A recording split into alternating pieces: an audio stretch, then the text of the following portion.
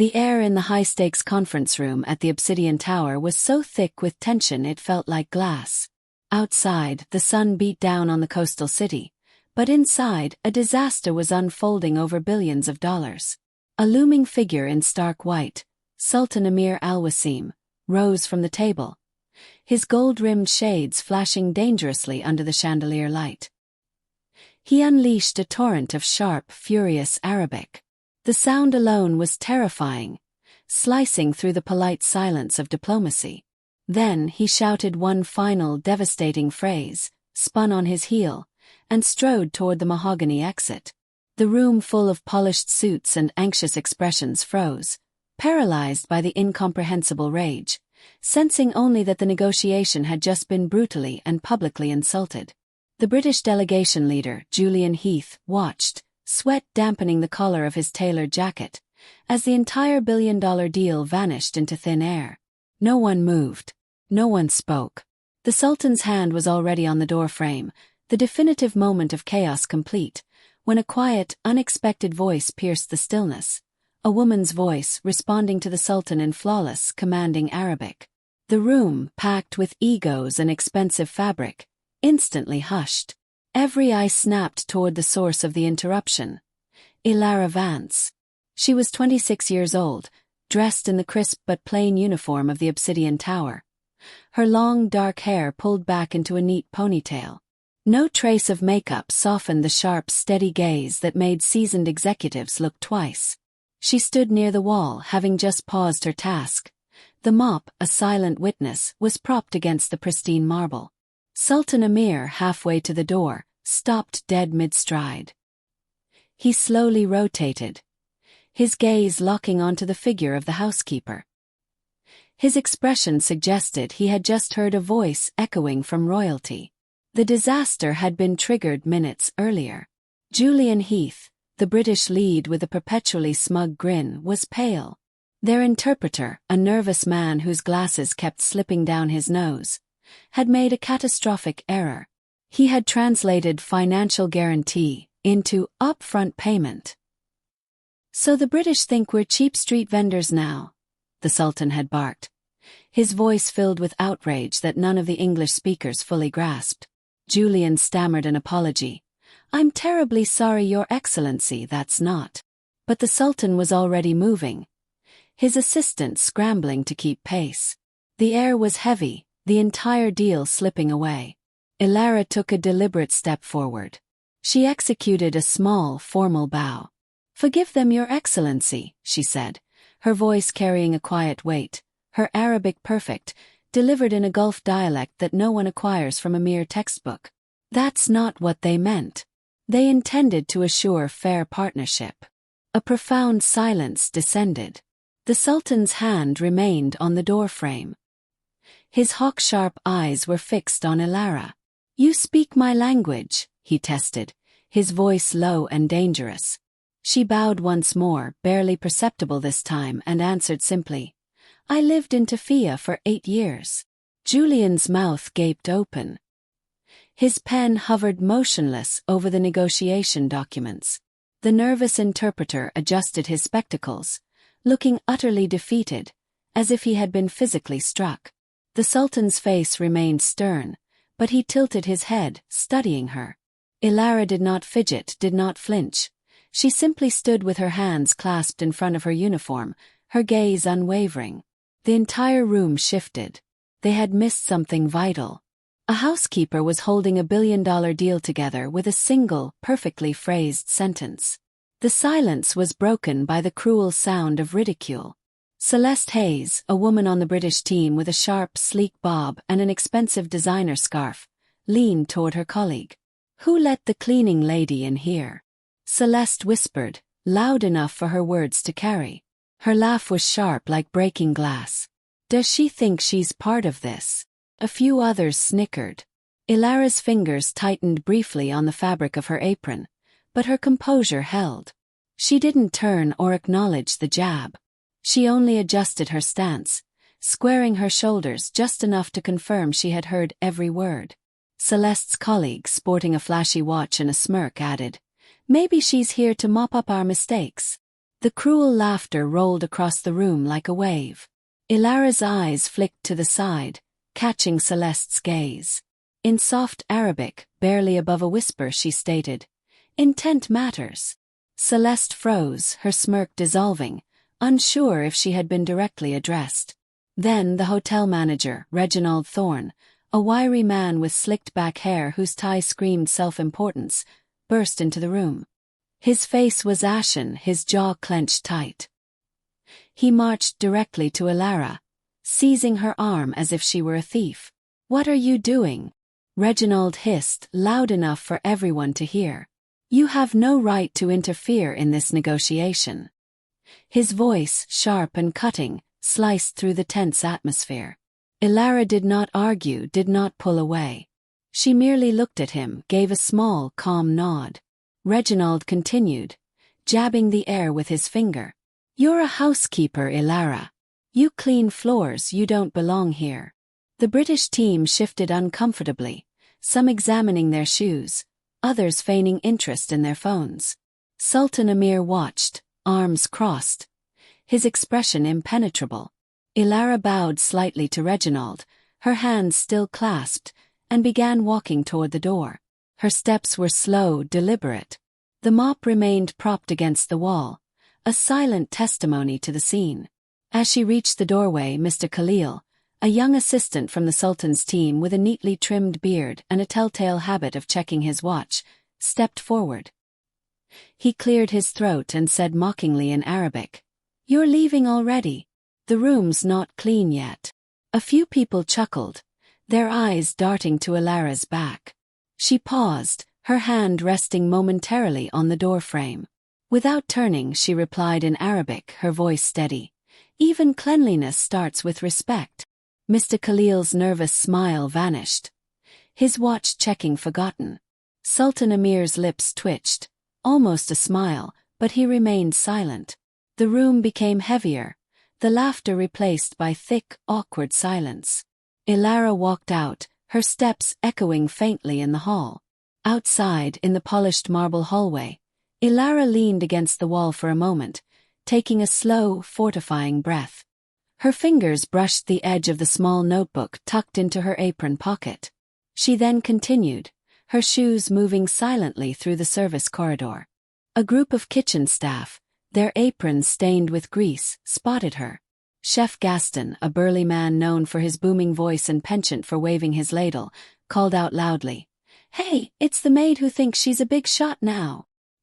His laughter boomed off the tiled walls. The others joined in the sharp teasing. "What's next, you going to run the hotel?" another staff member said, tossing a damp, crumpled dish rag in her direction. It landed at her feet. Lara stopped. Her hand rested lightly on her bag. She bent down, picked up the rag, and meticulously folded it, placing it neatly on a nearby cart. "Work doesn't need a title," she said, her voice soft but perfectly clear, her eyes meeting the chef's.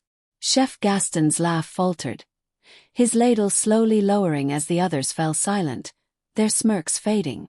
Ilara turned and proceeded down the corridor, leaving the silence in her wake. In the grand lobby, wealthy guests, dripping with jewelry and dressed in expensive suits, noticed her passing. One woman, wrapped in a fur stole, spoke loudly, her voice carrying, "Is that the maid who thought she could play diplomat?" Her friends laughed, their champagne glasses clinking. Ilara's steps slowed, but she did not turn. She adjusted her bag with deliberate movements and continued walking. The woman's companion, a man in a loud tie, called after her with a louder laugh, "Stick to the mop, sweetheart." Ilara stopped, just for a moment, and glanced back. Her calm eyes met his, piercing him. "A mop cleans floors," she said quietly. "What cleans arrogance?" The man's laughter died in his throat, his glass frozen halfway to his mouth. The entire group fell silent, their eyes darting away. Ilara turned and walked through the revolving doors. Back in the conference room, the mood was sour. Julian tried to salvage the meeting, offering Sultan Amir a weak smile and a stack of new papers. "Your Excellency, if we could just clarify." But the Sultan raised a hand, cutting Julian off. His voice was low and deliberate. "Let her sit," he commanded, his eyes still fixed on the doorway. The room froze again. Julian blinked in confusion. Reginald, who had been hovering near the back, stepped forward, his face twisting in protest. "Sir, she's just—" The Sultan's gaze snapped to Reginald, cutting him mid-sentence, his mouth clicking shut. "Let her sit," the Sultan repeated, slower this time. "She will translate." For a second nobody moved, as if waiting for a joke. Then one of the Sultan's assistants pulled out a chair, the scraping sound of wood against the floor echoing loudly. Ilara was recalled. She walked in, her face perfectly calm, and took the seat. She opened her notebook, her pen steady, and began translating. Every phrase was exact, every word crisp. The Sultan gave a small, tight nod, confirming his approval, but otherwise said nothing. During a brief recess, Celeste Hayes approached Ilara, her smile tight and insincere.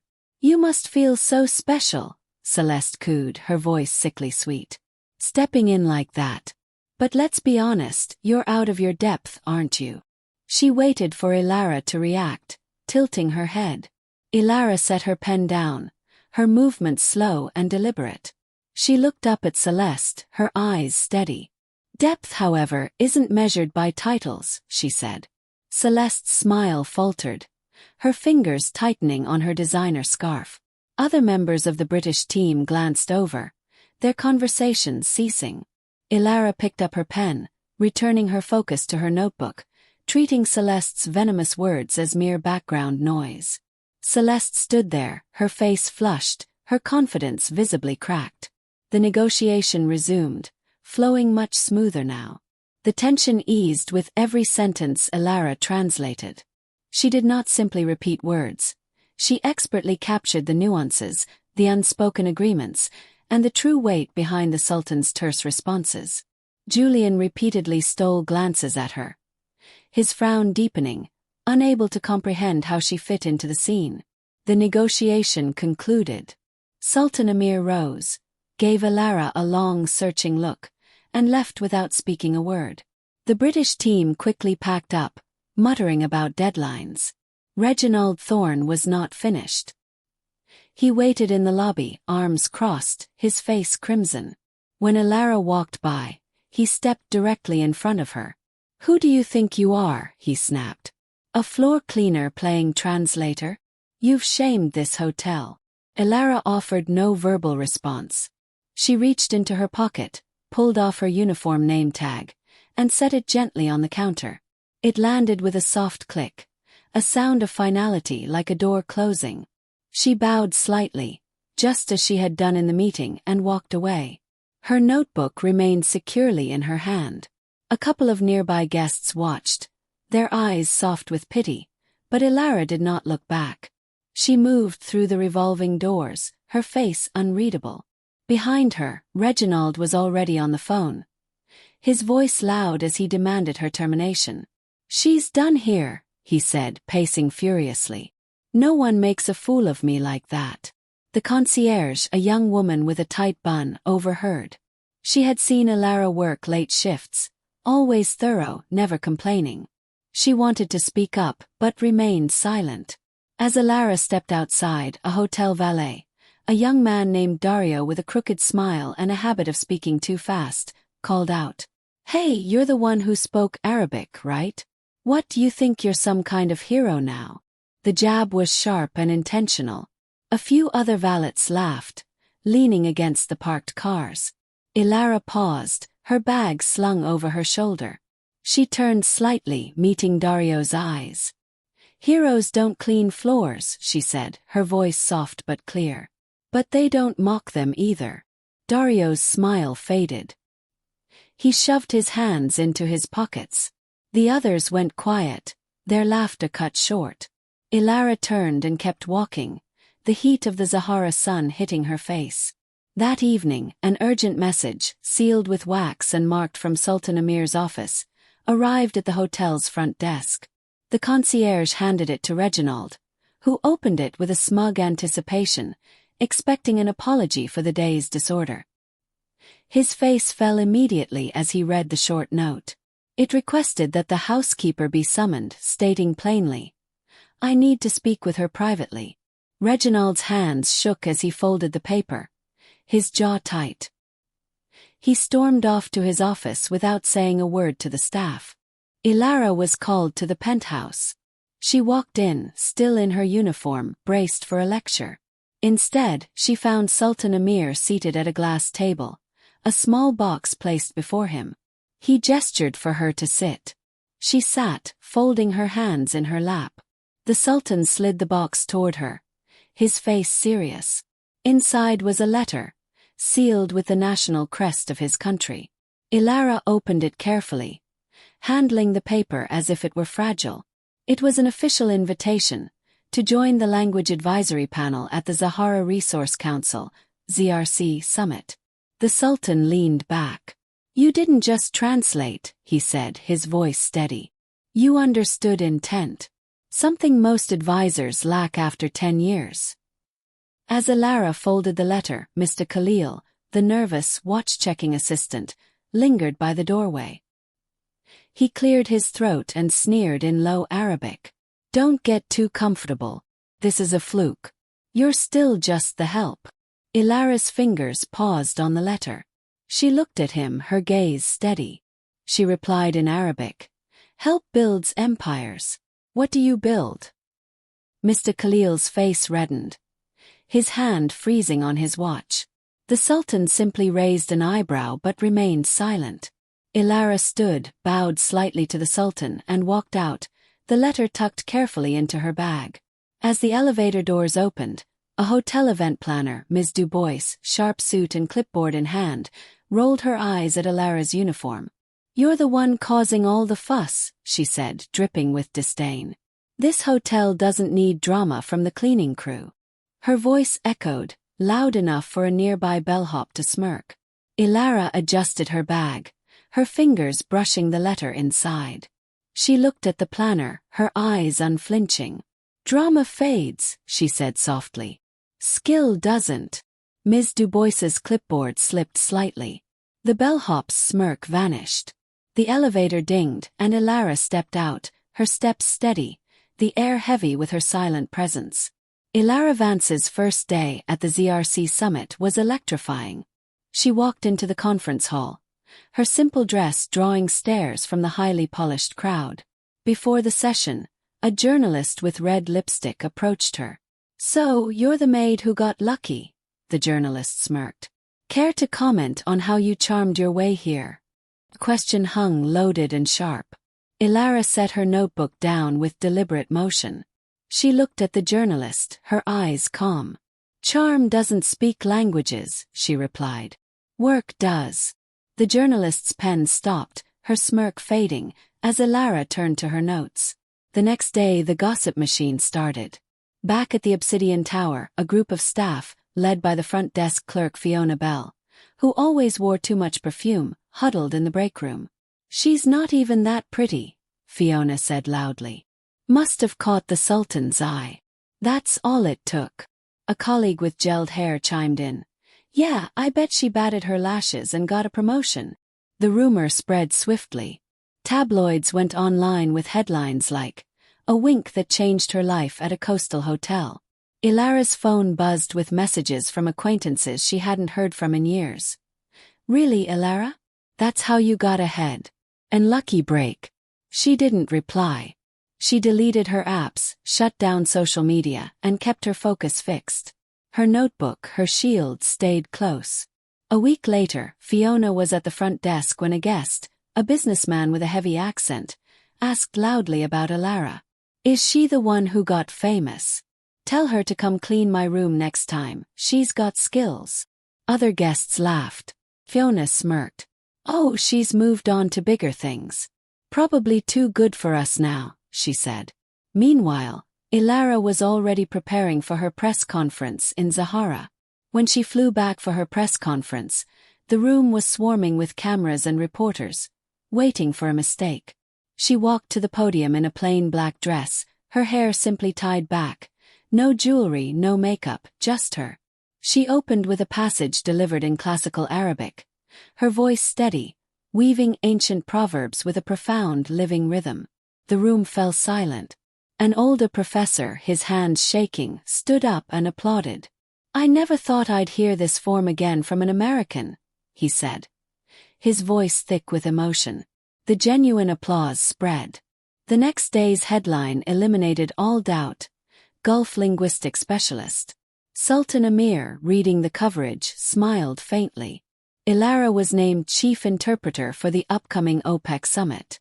Before the OPEC summit, Ilara attended a preparatory meeting with interpreters. One of them, a man in a crisp suit and a condescending smile, leaned back in his chair as she entered. "So you're the housekeeper everyone's talking about," he announced, loud enough to turn heads. "Must be nice to skip the line." Ilara set her bag down. She looked at the man, her expression calm. "Lines don't matter," she countered. "Accuracy does." His confidence wavered, particularly when she began translating a complex document with flawless pronunciation and steady voice, drawing the room's entire attention. Returning briefly to the U.S., Ilara sat at her aunt's kitchen table. Her relatives, skeptical people who had never left their small town, leaned back. "You just got lucky," her cousin Jenna insisted, tapping her nails on the table. "Right place, right time. That's all." Her uncle nodded, his cap pulled low. "Don't get cocky, Ilara. It's not like you earned it." Ilara merely smiled, wrapping her hands around her mug, choosing not to argue or explain. On her flight back to Zahara, she opened her notebook, pages filled with notes on 3 new languages she was learning. A young boy across the aisle was chattering to his mother. Ilara leaned over and said something in classical Arabic. The boy giggled and his mother's face softened, tears welling up as she whispered, "Thank you." A flight attendant noticed her studying. "Studying on a plane," she remarked sharply. "You must think you're important now." Ilara closed her notebook. "Learning never stops," she said, her voice clear. The flight attendant walked away. In a side room at the ZRC before the OPEC summit, a junior diplomat with slick hair and a smug grin approached her. "I heard about you," he said loudly. "The maid who stumbled into a big job. Bet you're just here for the photo ops." Ilara set her papers down, her movements precise. She looked at him, her eyes carrying a profound weight. "Photos fade," she said. "Words last." The diplomat's grin faltered, and the others in the room glanced away. The OPEC summit was fundamentally different. Ilara walked in not as an afterthought, but at the head of the table. Her presence shifted the room. Julian Heath and the British team were present. His smile tighter, less smug. He stood quickly to greet her, his handshake brief, his eyes avoiding hers. Sultan Amir arrived last, his presence dominating the space. He nodded to Ilara and took his seat. The room watched her translate, her voice unwavering. During a break, a reporter cornered her, his microphone too close, fishing for a sensational story. "How does a hotel maid rise this far?" he demanded. Ilara looked at him calmly. "I never saw that job as beneath me," she said. "Wherever language exists, there is value." The reporter blinked, then scribbled it down. At the closing dinner, a senior executive from the British team, Mr. Thorne, not Reginald, with grey hair and an expensive watch, approached her. "You've done well for yourself," he said patronizingly. "But let's not pretend this isn't a fairy tale." His smile was thin and cold. Ilara deliberately set her plate down. "Fairy tales end," she said, her gaze steady. "Work doesn't." The executive's smile froze. The surrounding guests fell quiet as Ilara walked away, her composure unshaken. After the summit, a major news agency published an article. The headline was bold. "Sultan Amir Al Wasim declares Ilara Vance is my senior advisor and the reason I'm investing $2 billion in the U.S. The Sultan was quoted directly. "She understands what others miss. That's worth more than money." Investors immediately took notice. Dozens requested meetings. Ilara did not gloat or celebrate. She simply kept working, her notebook always close, her pen always moving. Back at the Obsidian Tower, things had irrevocably changed. Reginald Thorne, the manager, was quietly terminated. A new face sat at his desk. Fiona Bell found her name trending online after a guest posted about her snide remarks, and the fashion sponsorship she had boasted about was revoked. Julian Heath's team lost a major contract, their reputation damaged after the story of their initial fumble in the coastal city spread. No one mentioned Ilara's name in those stories, but the truth was undeniable and heavy. Ilara didn't need to look back. Her steps were steady now. The world had shifted, not because she had demanded it, but because she had never ceased being herself. Her silence was not weakness. It was strength forged from years of being underestimated. She kept walking, eyes fixed on the next language, the next summit, the next moment. The people who had judged her, mocked her, and dismissed her were still trying to explain her success away. But their words were meaningless. The truth, measured in her expertise and dignity, was loud enough.